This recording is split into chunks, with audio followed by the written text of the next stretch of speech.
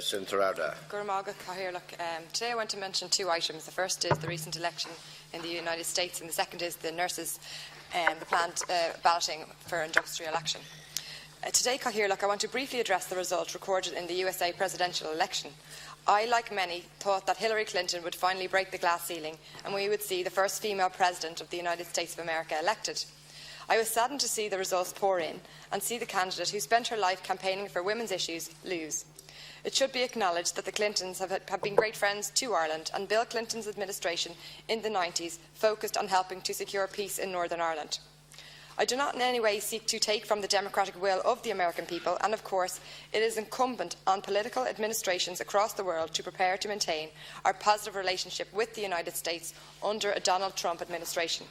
However, I call on the government to urgently establish a special task force to work with the American administration to protect so many undocumented Irish who have built their lives in the United States.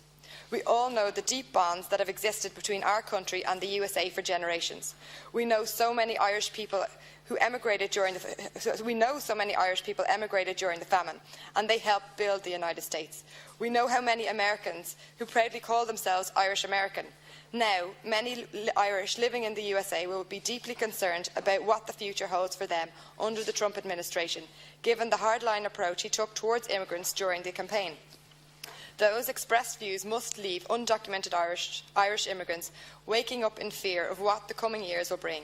So it is important that they see their government back home liaising with the Trump administration to ensure that some efforts are made to resolve this immigration lacuna for them.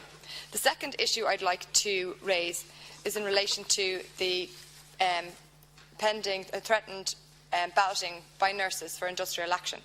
We all know that we are in very uncertain times. We're in the middle of a Brexit. We've seen our exports fall. We've seen tax receipts from the retail sector decrease. We've seen the markets become more turbulent in the wake of last night's election result.